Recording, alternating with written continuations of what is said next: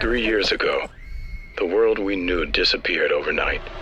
You're talking about Elevation with director George Nolfi. George, so good to talk with you today. Nice to talk to you, Andrew. Nice to talk to you as well. For people who haven't heard about Elevation, what is the film all about? Well, 3 years ago, there was a cataclysmic event which involved some creatures coming that killed 95% of the world's population, and humanity survived above 8,000 feet.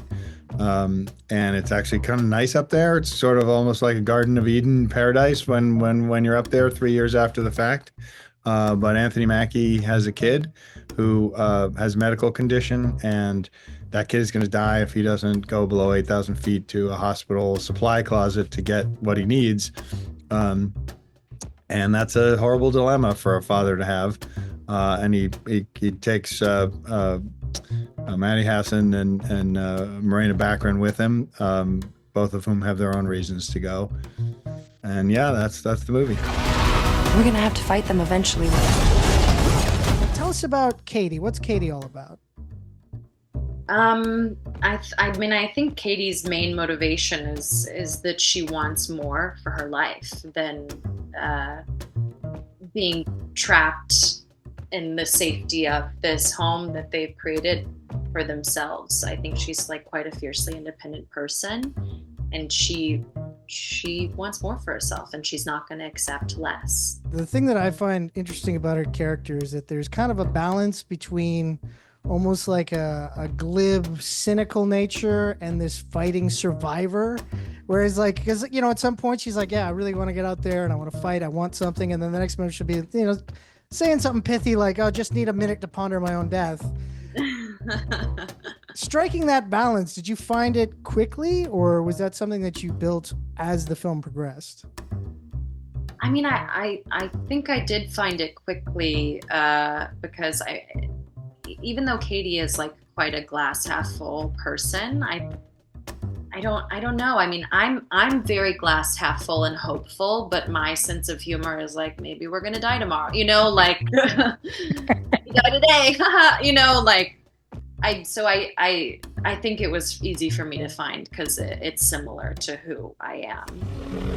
They're Earth's new apex predators, but one day we're gonna beat them. You brought up the Garden of Eden type feel up on the mountaintop. This film is a beautiful looking film, yet it is filled with massive tension because, of course, the ensuing creatures. But even when the creatures aren't there, you know, the blood is up.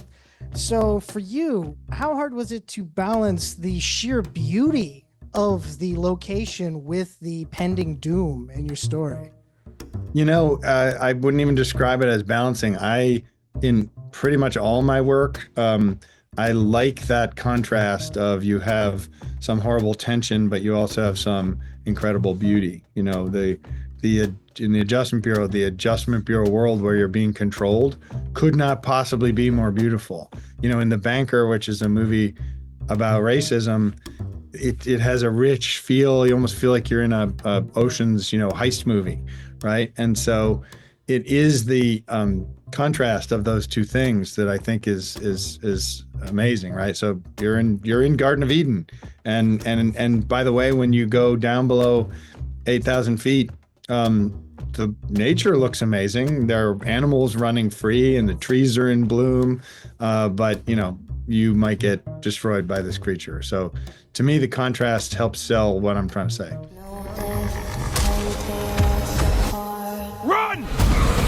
It is a grand movie in like the picturesque sight, the vast nature, but at the same time, it feels like, because of the tension and everything like that, it feels like a little, you know, small, intimate pot boiler where the tension is just kind of there the entire time. So at the end of days of shooting, were you guys like exhausted from, you know, putting in not just, you know, physical strain, but a mental strain? Yes. Yes, especially after the mine, because we shot in a real mine underground, and I think even though the altitude of the elevation was physically a lot harder, I think mentally being underground all day for 12 hours was was a challenge I did not anticipate, for sure.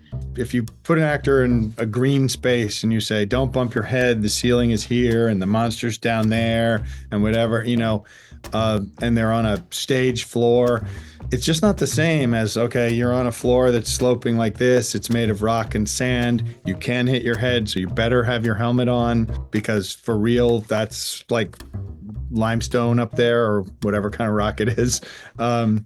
It makes everything more realistic and interesting. And the ski lift was actually probably the most challenging because there's all kinds of safety issues.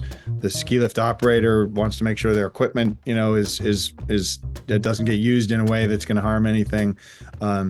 So it was incredibly challenging, but in a way that, like, it was fun. It was fun while challenging. Scary.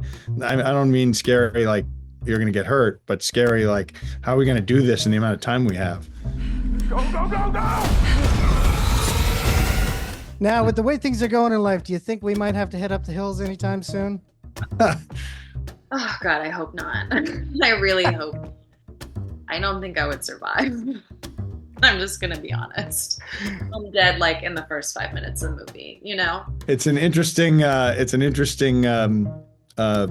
time in our country, and let's see where people are on November 8th. Well, I want to say thank you so much for talking with me today. I really enjoy every time you and Anthony work together. You make some great films. Thank you so much. Have yourself a great day. Well, thanks. I'm sure we'll do a fourth soon, and I hope you're back for that one.